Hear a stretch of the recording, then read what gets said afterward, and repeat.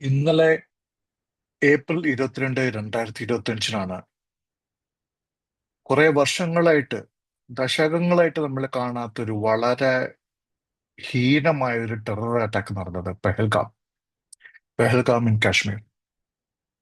ടൂറിസ്റ്റുകളെ മതം നോക്കി വെടിവെച്ച് കൊന്നിരിക്കുന്നു ചില ടെററിസ്റ്റുകൾ. 27 പേര് മരിച്ചു. 26 ഹിന്ദുക്കളും ഒരു മുസ്ലിമും. ആ മുസ്ലിം ഒരു കാശ്മീരി. അയാളൊരു പോണി ഡ്രൈവറാണ്. ഇവര് തോക്ക് എടുത്ത് അറ്റാക്ക് ചെയ്യുന്ന സമയത്ത് അവരെ പ്രതിരോധിക്കാൻ ശ്രമിച്ച ഒരു പാവം കശ്മീരി മുസ്ലിം, അയാൾ മരിച്ചു. ഇതൊരു വല്ലാത്തൊരു അറ്റാക്കാണ് നടന്നത്. It is not an indiscriminate attack, it's a very discriminate attack. നടന്നത് LOCയുടെ അടുത്തല്ല. LOCന്ന് കുറച്ച് ഉള്ളിലോട്ട് മാറിയിട്ടാണ് അറ്റാക്ക് നടന്നത്. ആ വണ്ടി സൗകര്യങ്ങളൊന്നും ഇല്ലാത്ത, പോണി വഴിയോ കാൽനട മാത്രമോ പോകാവുന്ന ഒരു മൈതാനം, ഒരു മെഡോ. അവിടെ ടൂറിസ്റ്റുകൾക്കുള്ള സ്ഥിരം സ്ഥലങ്ങളാണ്. അമർനാഥ് യാത്രയിൽ പോകുന്ന ഒരു സ്റ്റേജ് ആയിട്ടുള്ള ഒരു മെഡോ ആണ്. അവിടെ നമ്മൾ ഏത് ടൂറിസ്റ്റ് സ്ഥലത്ത് കാണാവുന്ന ചായക്കടയുണ്ട്, നൂഡിൽസിന്റെ കടയുണ്ട്, ബേൽപൂരി കടയുണ്ട്. അങ്ങനത്തെ ഒരു ചെറിയ സെറ്റപ്പ് ആൾക്കാർക്ക് വന്ന് കണ്ടു പോവാം.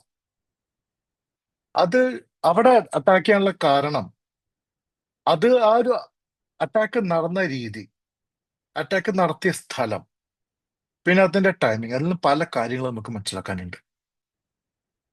ഫസ്റ്റ് ഓഫ് ഓൾ, LOCന്ന് സാധാരണ ക്രോസ് ചെയ്തു വരുന്ന ടെറർ ബോർഡർ, അതായത് LETയുടെ, ജെയ്ഷെ മുഹമ്മദിന്റെ തലയ്ക്കകത്ത് ആൾതാമസമില്ലാത്ത ജിഹാദികള്, അവരല്ല ചെയ്തിരിക്കുന്നത് ഇത്. അവർക്ക് കണ്ണുമൂക്കൊന്നുമില്ല. അവര് കണ്ണി കണ്ടവരെയൊക്കെ വെടിച്ചു കൊല്ലുന്നതാണ് അവരുടെ പ്രകൃതം.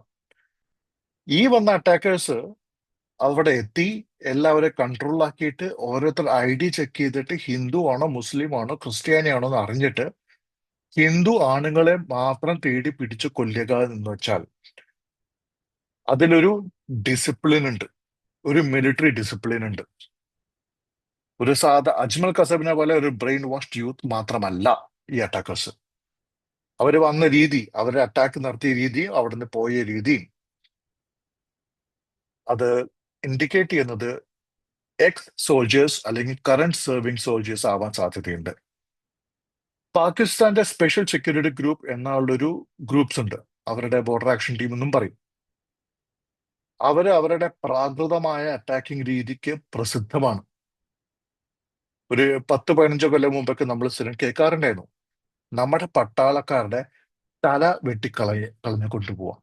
അതൊക്കെ ഈ SSGTയിലത്തെ ആൾക്കാരാണ്. SSGയിലത്തെ ബോർഡർ ആക്ഷൻ ടീമിലത്തെ ആൾക്കാരാണ് ചെയ്യുന്നത്. ഈ പ്രാകൃതമായ കാട്ടാളന്മാര് റിട്ടയർ ചെയ്ത് എവിടെ പോവും? അവർ ഇതേ ടെററിസ്റ്റ് ഗ്രൂപ്പ്സിൽ ജോയിൻ ചെയ്യും. കാരണം അവർക്ക് കൂടുതൽ കാശ് കിട്ടും. പ്രൈവറ്റ് മിലിറ്ററി കോർപ്പറേഷൻസ് ഉണ്ടല്ലോ. ഒരു US ആർമിയുടെ പട്ടാളക്കാരന് ഒരു വർഷം ഒരു $2 ലക്ഷം കിട്ടുക എന്ന് വിചാരിക്കാം.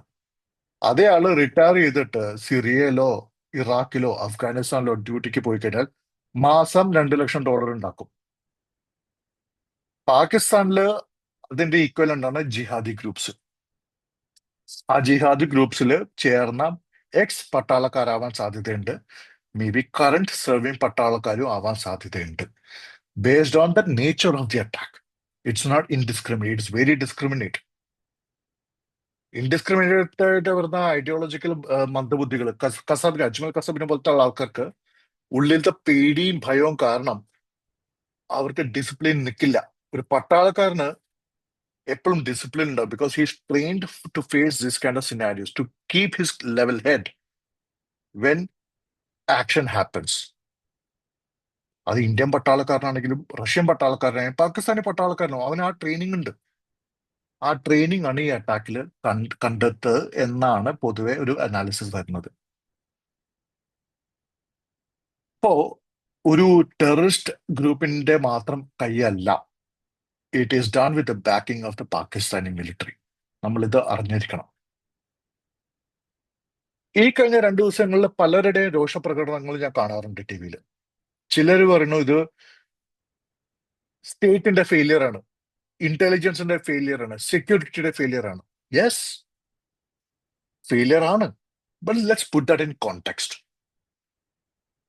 ഒരു വർഷം എത്രത്തോളം ടെറർ അറ്റാക്സ് ആണ് നമ്മുടെ ഫോഴ്സസ് തടയുന്നത് എന്നത് നമ്മൾ ആരും അറിയാറില്ല. നമ്മളെ അറിയിക്കില്ല. R&AW, research and analysis wing, നമ്മുടെ എക്സ്റ്റേണൽ ഇന്റലിജൻസ് വിങ്ങിന്റെ സക്സസ് സ്റ്റോറീസ് നമ്മൾ ആരെങ്കിലും കേൾക്കാറുണ്ടോ? ഇല്ല. അവർ പുറത്ത് പറയില്ല. ഇന്ത്യൻ മിലിറ്ററി ചെയ്യുന്ന പല കാര്യങ്ങളും നമ്മൾ ആരും അറിയില്ല. പക്ഷെ അവര് എപ്പോഴും അവിടെ ആക്റ്റീവ് ആണ്. അവർക്ക് 1000 തവണ ജയിക്കണം. ആ 1000ത്തിൽ ഒരു ചാൻസ് ടെററിസ്റ്റിന് ജയിച്ചാൽ മതി. അതൊരു ഫെയിലിയർ ആണ്, ശരിയാണ്. പക്ഷെ ഒരു കോൺടെക്സ്റ്റിൽ നമ്മൾ വെക്കണം. ഇവിടെ നമുക്ക് പഴിചാരാം, പക്ഷെ എല്ലാവരും കോൺടെക്സ്റ്റ് വെച്ചിട്ട് പഴിചാരാം. കാരണം അവര് മനുഷ്യരാണ്. അവര് 999 തവണ ജയിച്ചു, ആ ഒരു തവണ ഫെയിലിയർ വന്നു. അത് നമ്മൾ കോൺടെക്സ്റ്റ് വച്ചിരിക്കണം. അത് സ്റ്റേറ്റ് ആയാലും ഇന്റലിജൻസ് ആണെങ്കിലും ഡിഫൻസ് ഫോഴ്സസ് ആണെങ്കിലും. ചിലര് പറയുന്നുണ്ട്, എന്തുകൊണ്ട് അവിടെ സെക്യൂരിറ്റി ഉണ്ടായിരുന്നില്ല, എന്തുകൊണ്ട് ആ മൈതാനത്ത് ഒരു മനുഷ്യനുണ്ടായിരുന്നു, ഒരു പട്ടാളക്കാരൻ ഉണ്ടായിരുന്നില്ല. സി, ആ മൈതാനത്തില് വാട്ട് ഐ അണ്ടർസ്റ്റാൻഡ്, ഞാൻ കേട്ട ഇൻഫർമേഷൻ വെച്ചിട്ട് രാവിലെയും വൈകുന്നേരവും CRPF പെട്രോളിംഗ് ഉണ്ടാവാറുണ്ട്. ഇത് നടന്ന ഉച്ചയ്ക്ക. ഈ വന്ന അറ്റാക്കേഴ്സ് അവർ ഇതൊക്കെ കുറെ ആയിട്ട് വാച്ച് ചെയ്യുന്നുണ്ട്. വാച്ച് ചെയ്തിട്ട് വെൽ പ്രിപ്പയർഡ് ആയിട്ടുള്ള അറ്റാക്കാണ് നടന്നിട്ടുള്ളത്. പിന്നെ എല്ലാ മൈതാനത്തിലും എല്ലാ ടൂറിസ്റ്റ് സെന്റേഴ്സിലും പട്ടാളം വിന്യസിക്കുക എന്ന് വെച്ചാൽ അവിടെ ഇന്ത്യ തോറ്റു എന്നാണ് അർത്ഥം. ഒരു ടെററിനെ പ്രിവെന്റ് ചെയ്യണത് സകല സ്ഥലത്തും പട്ടാളക്കാരെ ഡിപ്ലോയ് ചെയ്തിട്ടല്ല, പോലീസുകാരെ ഡിപ്ലോയ് ചെയ്തിട്ടല്ല. ഇതിന്റെ ഡിഫൻസ് എന്ന് വെച്ചാൽ മറുപടി കൊടുക്കണം. You have to unleash violence in such a way that they don't dare to do that again. നമ്മുടെ നാട്ടില്, ഞാൻ താമസിക്കുന്ന എറണാകുളത്ത്, പൊതുവെ ക്രമസമാധാനം നല്ല സ്ഥലമാണ്. നമ്മള് ഇന്ത്യയിലെ ബാക്കി പല സ്ഥലങ്ങൾ വെച്ച് നോക്കുമ്പോഴും കേരളത്തിലെ ക്രമസമാധാനം വളരെ വളരെ വളരെ നല്ലതാണ്. ഒരു ലോ അബൈഡിങ് പോപ്പുലേഷൻ ആണ്. Why is that population law abiding? പോലീസിനെ പേടിയുള്ളതുകൊണ്ട്. പോലീസായിട്ട് ഇടപെട്ടാൽ ചിലപ്പോൾ അടിയും തല്ലും കിട്ടും എന്ന പേടിയിലാണ് ഒരുവിധ എല്ലാ ആൾക്കാരും മാന്യം മര്യാദയായിട്ട് ജീവിക്കുന്നത്. ആ പോലീസിന്റെ പേടി പോയി കഴിഞ്ഞാൽ ഇവിടെ എന്തൊക്കെയാ നടക്കുക? സകല ലഹരി കഴിച്ചിട്ട് ഭ്രാന്ത് പിടിച്ച മനുഷ്യർക്ക് പോലീസ് എന്നുള്ള ലോജിക്കൽ തിങ്കിങ് ഒന്നും ഇല്ല. So they do all kind of violence. That is an exception. ലഹരി ഉപയോഗിക്കാത്ത സാധാരണക്കാർക്ക് ഒരു കുറ്റം ചെയ്യണതിന് മുമ്പ് 2-3 തവണ ആലോചിക്കും ഇതിന്റെ ഭവിഷ്യത്ത് എന്തായിരിക്കുന്നു. പോലീസ് ഉള്ള സ്ഥലത്ത് ഭവിഷ്യത്ത് അടികിട്ടും, ജയിലിലടയ്ക്കും. ആ ഭവിഷ്യത്തിന്റെ പേടിയാണ് ഈ പാകിസ്ഥാനികൾക്ക് വേണ്ടത് ഇപ്പൊ. അല്ലാണ്ട് എല്ലാ മൂലയിലും പോലീസുകാരെ ഡിപ്ലോയ് ചെയ്യല്ല, പട്ടാളക്കാരെ ഡിപ്ലോയ് ചെയ്യല്ല. അത് ഒരിക്കലും ഒരു സൊല്യൂഷൻ അല്ല. Major general GD Bakshi retired army ഓഫീസറാണ്. ഈ പോപ്പുലർലി എല്ലാ സ്ഥലത്തും സ്പീക്ക് ചെയ്യുന്ന ഒരു വെറ്ററൻ ഓഫീസറാണ്. ആളുടെ വളരെ രോഷാകുലമായ ഒരു സ്റ്റേറ്റ്മെന്റ് ഞാൻ കണ്ടു റിപ്പബ്ലിക് TVയില്. അർണബ് ഗോസ്വാമിയുടെ അടുത്ത് പറഞ്ഞു. ആള് പറയാണ്, ആള് സർവ് ചെയ്ത കാലത്ത് 2 രാഷ്ട്രീയ റൈഫിൾസ് ബറ്റാലിയൻസ് കൺട്രോൾ ചെയ്യുന്ന ഏരിയ ഇന്ന് ഒരു രാഷ്ട്രീയ ബറ്റാലിയൻ ആണ് കൺട്രോൾ ചെയ്യണത്. ആളതൊരു വലിയൊരു മഹാപാപമായിട്ട് പറഞ്ഞേ. I don't agree with that. അന്നത്തെ കാലഘട്ടത്തിൽ 2 ബറ്റാലിയൻ കൺട്രോൾ ചെയ്യേണ്ട സ്ഥലം ഇന്ന് ഒരു രാഷ്ട്രീയ ബറ്റാലിയനെ കൺട്രോൾ ചെയ്യുന്നതെങ്കിൽ I think the situation has definitely improved. അതാണ് നമ്മുടെ ലക്ഷ്യം. കാശ്മീരിലെ രാഷ്ട്രീയ ബറ്റാലിയൻസ് ഉണ്ടാവാണ്ടിരിക്കേണ്ട സിറ്റുവേഷൻ ആണ് നമ്മുടെയൊക്കെ ലക്ഷ്യം.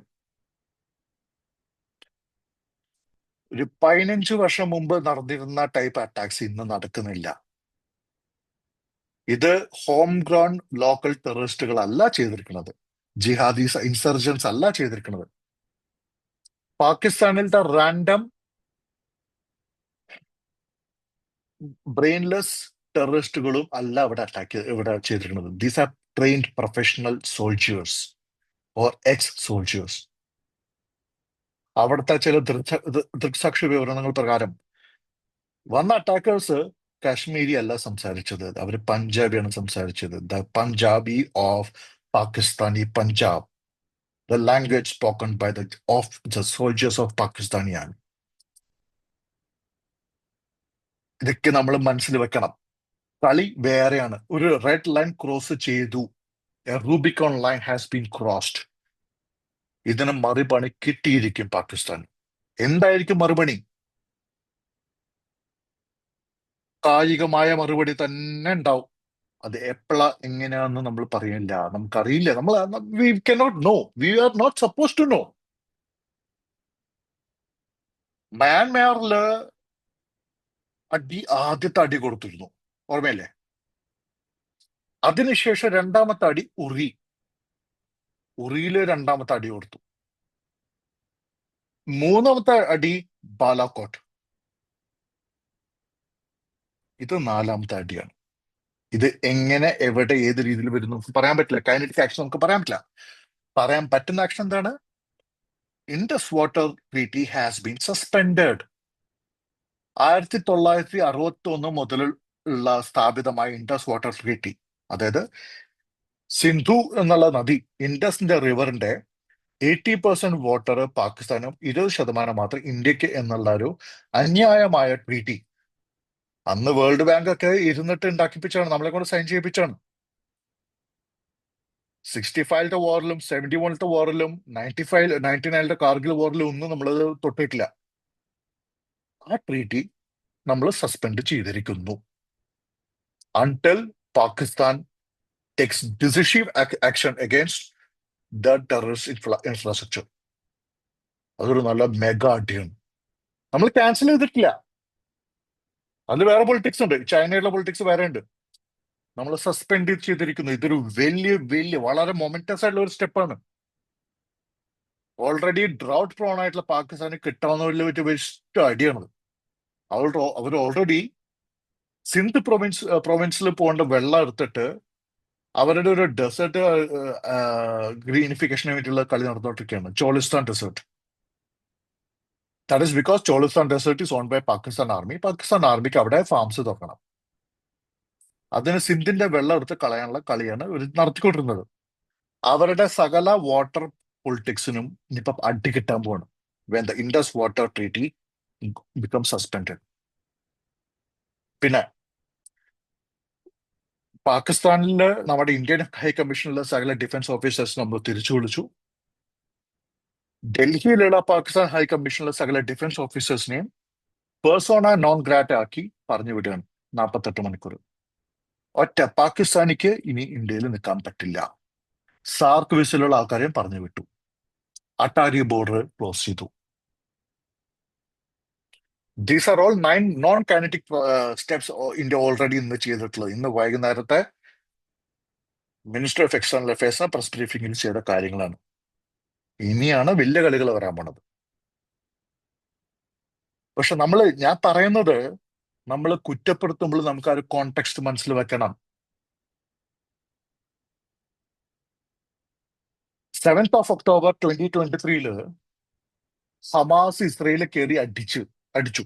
അത് ഇസ്രയേലിന്റെ തോൽവിയാണ്, അതിന്റെ ഫെയിലിയർ ആണ്. ഇസ്രയേൽ അതിന് പഠിച്ചു. ആ തോൽവി കാരണം ഇസ്രയേലിനെ എല്ലാവരും കുറ്റപ്പെടുത്തിക്കൊണ്ടിരുന്നാൽ മാത്രം മതിയോ? നെതന്യാഹുവിന് ഓൾറെഡി ഇന്റർണൽ പണി കിട്ടിക്കൊണ്ടിരിക്കുന്നുണ്ട്.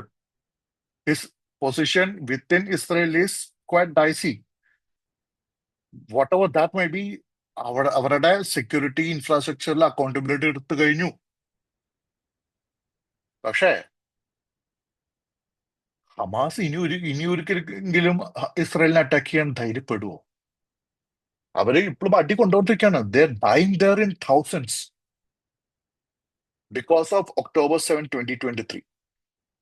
അന്ന് ഇസ്രയേലിലത്തെ ആൾക്കാരെ വീട്ടിൽ കയറി കൊന്നു.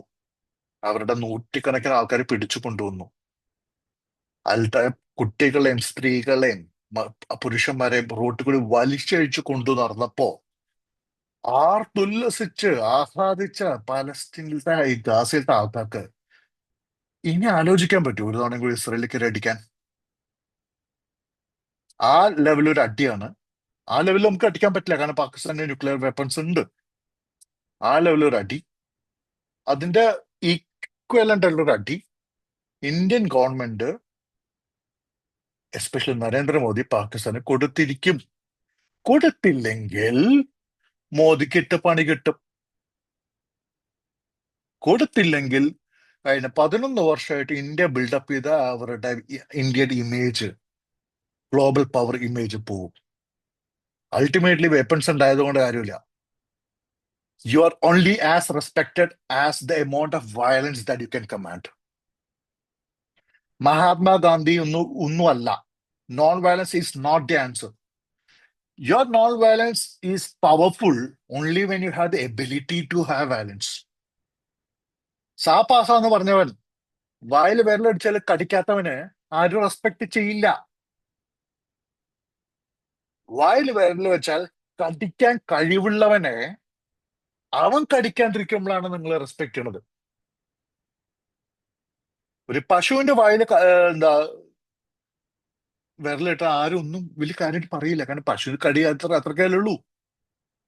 പക്ഷെ ഒരു സിംഹത്തിന്റെ വായില് കൈയിടുന്ന നമ്മൾ വലിയ ധീരന്മാരായിട്ട് പറയില്ലേ? എന്തുകൊണ്ടാ? Because of its potential to be violent.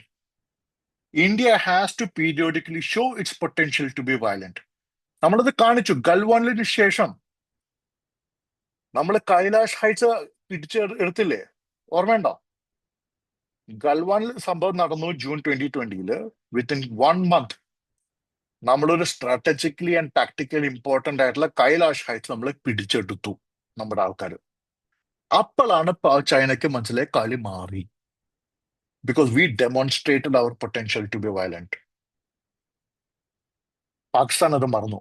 പാകിസ്ഥാനെ നയിക്കുന്ന മുല്ല ജനറൽ ആസിം മുനീർ അത് മറന്നു. ഓർമ്മിപ്പിക്കേണ്ട സമയമായി. ഇത് ചെയ്യേണ്ടത് അത്യാവശ്യമാണ്. ഭാരതത്തിന് ഗ്രോത്ത് വേണമെങ്കിൽ, വേൾഡിലത്തെ ഇപ്പോഴത്തെ പൊസിഷനിൽ ഇനിയും വളരണമെങ്കിൽ, it has to display its capacity to violence. അടി കൊടുക്കേണ്ട സമയത്ത് അടി കൊടുക്കണം. ഒരൊറ്റ അടി 100 വാക്കിനേക്കാൾ ഗുണം ചെയ്യും.